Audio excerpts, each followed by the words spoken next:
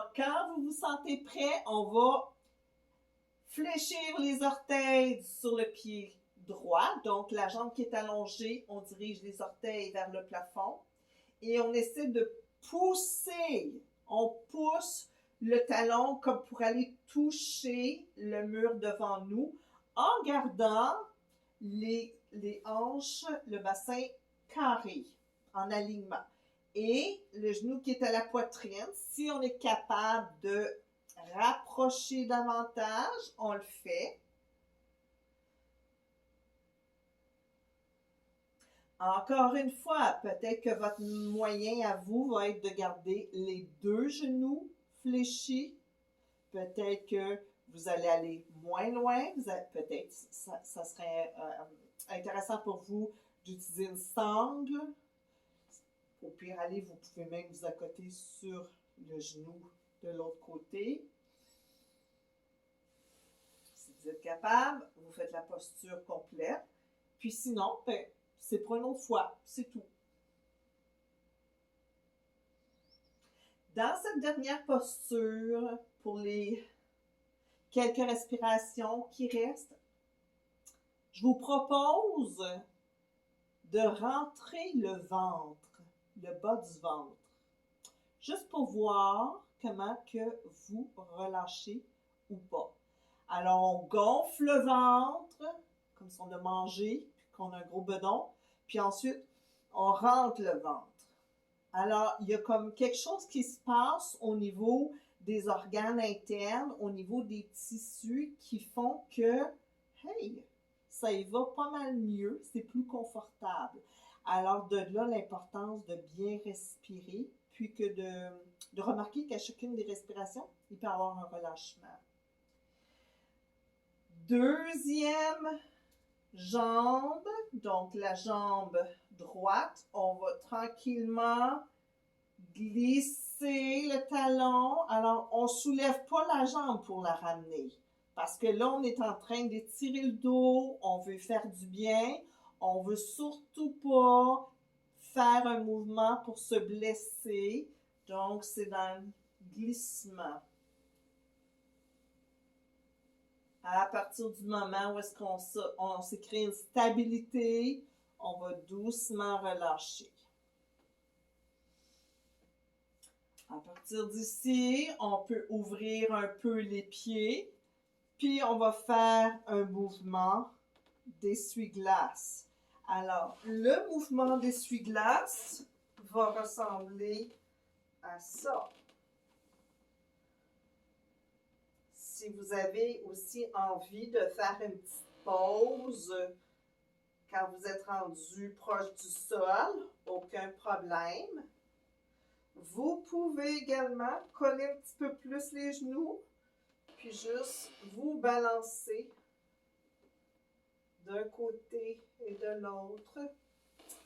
Dernière posture avant la période de relaxation. On va ramener les deux genoux vers la poitrine.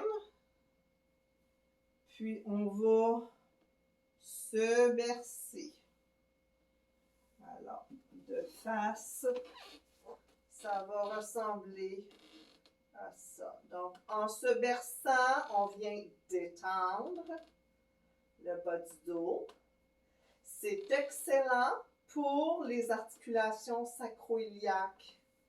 Ça relâche les muscles, ça relâche les ligaments. C'est excellent également pour masser un petit peu le ventre. Alors, le mouvement, plus notre respiration profonde, vient masser nos organes internes, donc les stimule. C'est super bon pour les intestins, pour éliminer. Ça vient stimuler un peu les reins, le foie, pancréas, l'intestin grêle, tout ce qui est dans cette région. Et tranquillement, on va s'installer. Si vous avez un petit coussin, peut-être même une petite oreiller, une petite couverture, ou si vous n'avez pas besoin d'aucun accessoire, aucun problème. On s'installe sur le dos. Pour une dernière fois, on passe en revue les sensations qui sont présentes dans notre corps.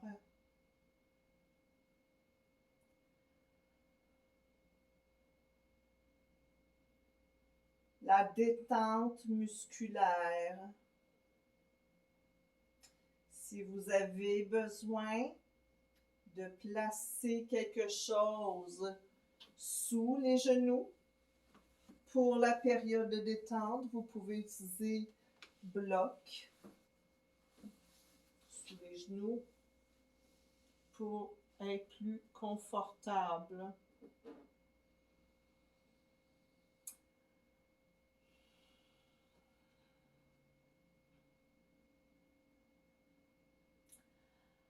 Alors, le Shavasana, c'est la période la plus importante. On dit souvent que c'est la posture la plus difficile parce qu'il faut rester immobile. Les jambes sont ouvertes d'une largeur confortable. On laisse tomber les pieds de chaque côté vers l'extérieur du tapis. Les bras sont légèrement éloignés du corps avec les paumes de main vers le haut et les aisselles sont dégagées. Donc, les bras ne sont pas collés contre le corps. Il y a une ouverture. Et à partir de maintenant, pour que le Shavasana soit efficace, il faut cesser de bouger. C'est un peu le même principe que d'éteindre un ordinateur pour faire un reset.